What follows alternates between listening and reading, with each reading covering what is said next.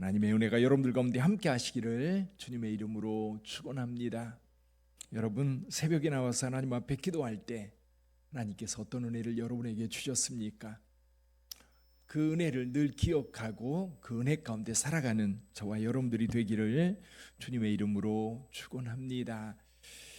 오늘 요한복음 12장을 읽었는데요. 12장 오늘 문단이 시작되는 20절에 보면 명절에 예배하러 올라온 사람 중에 헬라인 몇이 있는데 라는 말이 있습니다. 이 명절이 다가오고 있습니다. 어떤 명절이죠? 유월절입니다. 유월절은 어떤 절기지요? 유월절은 이스라엘 백성들이 애굽에서 나올 때 어린 양, 1년 된 양을 잡아서 그 피로 문설주에 바르고 그리고 그 고기를 그 밤에 먹고 그 다음 날 애굽을 탈출한 유월절입니다. 어린 양의 희생이 필요한 절기지요. 그 절기가 지금 다가오고 있습니다. 근데 오늘 본문의 이야기가 시작되기 전에 사건이 하나 있었어요. 바로 앞에 보면 어떤 일이 있었느냐면 두 가지가 있었는데요. 한 가지는 예수님께서 식사하실 때 한 여인이 향유옥합을 가지고 와서 그것을 깨뜨려 예수님에게 부었던 사건입니다. 그리고 예수님께서 그 집을 나와 이제 예루살렘 성으로 들어가는데 이 베단이라고 하는 마을에서 시작됐거든요. 예수께서 처음은 예수님과 제자들 그리고 몇몇 사람들이 예수님과 함께 가는데 예수님께서 나귀를 타고 가십니다. 그래서 언덕길을 쭉 올라가면 감람산 정상이 나옵니다. 감람산 정상을 넘어서 쭉 언덕을 내려가 예루살렘 성으로 들어가게 되는데 이때 가면 갈수록 사람들이 점점점 늘어납니다. 그리고 사람들이 종려나무 가지를 꺾어 와가지고 호산나를 외치면서 사람들이 큰 무리를 이루는데 예루살렘 성에 들어갈 때쯤에는요 사람들이 어마어마하게 많이 모였어요.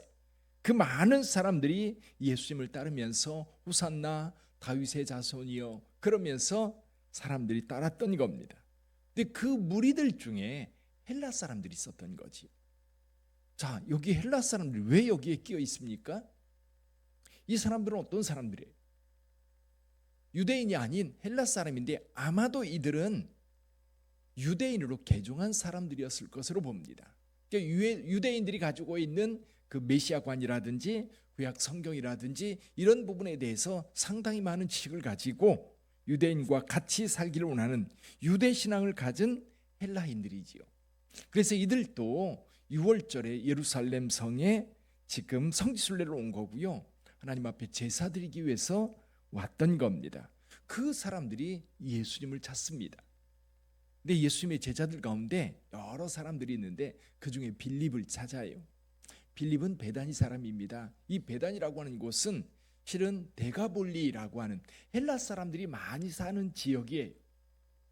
그래서 아마 빌립은 헬라어를 어느 정도 하지 않았을까. 그리고 빌립이라고 하는 이름 자체가 헬라 사람들 헬라의 이름이거든요. 그러다 보니까 좀 익숙해서 다른 제자들보다는 아마 빌립을 찾았을 겁니다. 근데 빌립은 그 사람들을 직접 예수님에게로 인도하거나 그 사람들의 이야기를 예수님께 전하지 않아요. 같은 동네에 살았던 안드레에게 가서 이야기를 하고 안드레와 빌립이 함께 예수님께 나아가 이야기를 합니다. 헬라인들이 찾습니다. 그랬더니 예수님은 그 헬라 사람들에게는 전혀 관심을 보이지 않고 오늘 23절에서 이렇게 말씀하십니다. 한번 볼까요? 인자가 영광을 얻을 때가 왔도다. 인자가 영광을 얻을 때가 왔도다. 인자는 누굽니까? 예수 그리스도입니다. 예수님께서 이제 영광을 얻을 때가 왔도다 그러면서 하신 말씀 여기 24절입니다. 같이 읽어봅니다. 내가 진실로 진실로 너희에게 이르노니 한 알의 밀이 땅에 떨어져 죽지 아니하면 한 알 그대로 있고 죽으면 많은 열매를 맺느니라. 아멘. 한 알의 밀이 있습니다. 이 한 알의 밀이 땅에 떨어져 죽어요, 썩어져요? 죽습니다. 우리가 가끔 예전에 우리 권사님들 기도하다 보면 한 알의 밀이 썩어져야, 근데 썩는 게 아니에요. 죽는 겁니다. 썩는 거는 주변 환경에 의해서 죽어가는 거라고 한다면 하늘의 밀이 땅에 떨어져 죽으면 많은 열매를 맺고 죽지 않으면 하늘 그대로 있다. 예수님의 죽음은 많은 사람들을 살리기 위한 죽음입니다. 자, 예수님의 죽음에 대한 의미를 고린도전서 15장 21절로 22절에 보면 이렇게 말씀을 합니다. 사망이 한 사람으로 말미암았으니 죽은 자의 부활도 한 사람으로 말미암는도다. 아담 안에서 모든 사람이 죽은 것 같이 그리스도 안에서 모든 사람이 삶을 얻으리라. 많은 사람이 아니에요. 한 사람의 범죄가 모든 사람들을 죄인으로 만들었습니다. 누가? 아담의 불순종이 모든 인류를, 아담의 후손 모든 인류를 죄인으로 만들었습니다. 이 죄성이 우리 가운데 있는 거예요. 세상 사람들이요, 아무리 선하다 해도요, 같이 이야기를 하다 보면 그 안에 그 선함이 아닌 악함이 있어요. 여러분, 그 죄가 우리 가운데 들어와 있는 거예요. 이 죄의 삭은 사망입니다. 이 죄 때문에 우리가 죽어요. 자, 그렇다면 이 죄 때문에 우리가 멸망의 길, 죽음의 길을 걸을 수밖에 없는데 하나님께서는 또 한 사람을 보내셨어요. 누굽니까? 예수 그리스도.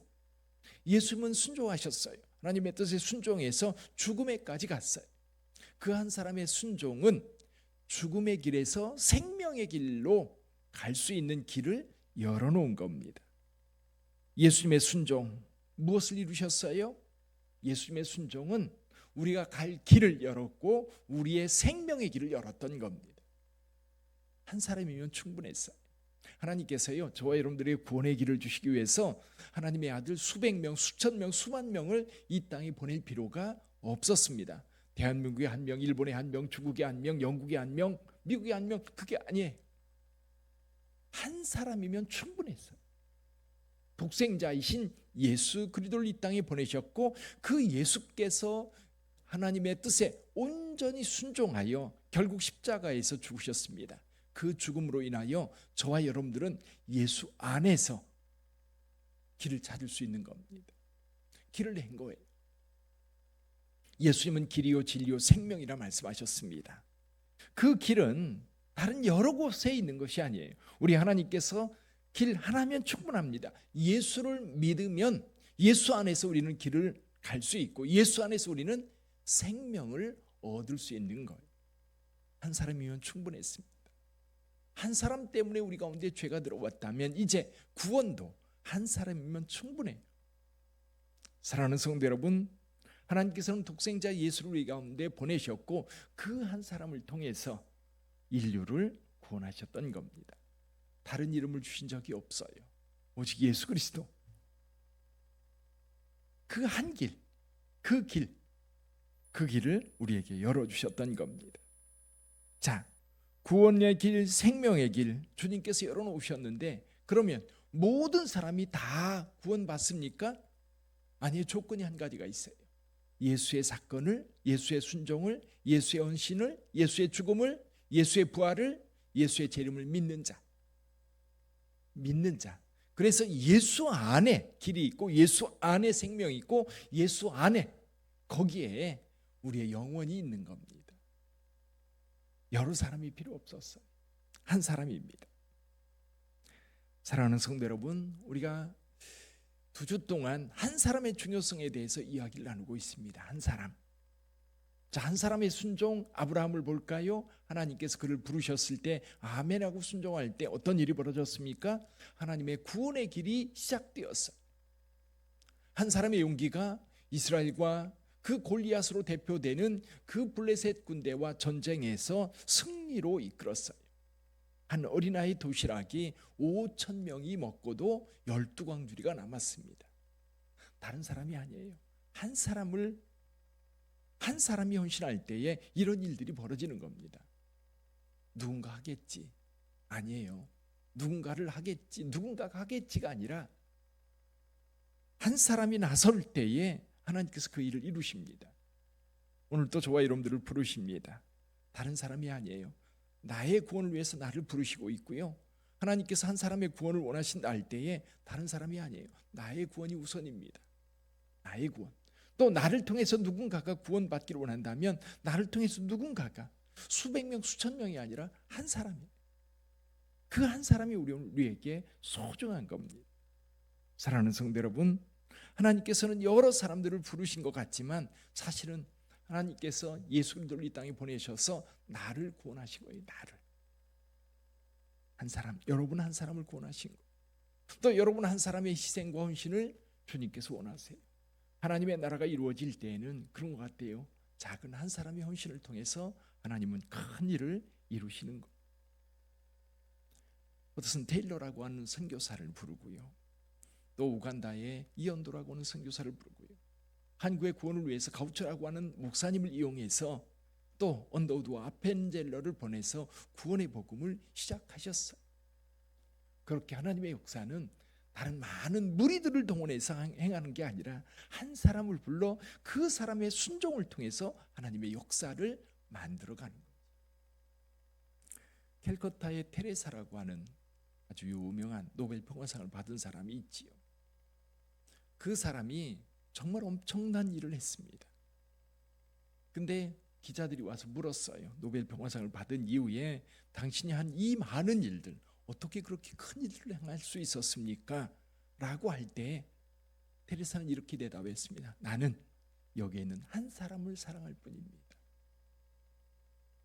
그 한 사람, 정말 불가촉 천민이라고 하는 정말 사회에서 버려진 그 한 사람을 사랑했던 것이 그렇게 큰 역사로 나타났던 거지. 그렇습니다. 많은 교회들이 있습니다. 그 교회들 가운데 하나님께서 우리 빛된 교회를 세우신 줄 믿습니다. 그 많은 사람들 가운데 여러분을 부르신 줄 믿습니다. 하나님의 역사는 다른 곳에서 이루어지지 않아요. 나의 헌신 속에 이루어집니다. 나의 순종 가운데 이루어집니다. 내가 주님이 부르실 때에 아멘하고 따르는 그 사람을 통해서 역사하신다는 사실을 꼭 믿으시기를 주님의 이름으로 축원합니다. 다른 사람들 눈치 볼 거 없어요. 내가 헌신하면 되고요. 내가 순종하면 되고요. 내가 아멘하면 됩니다. 그러면 하나님의 역사는 거기서부터 만들어집니다. 우리 함께 기도하겠습니다.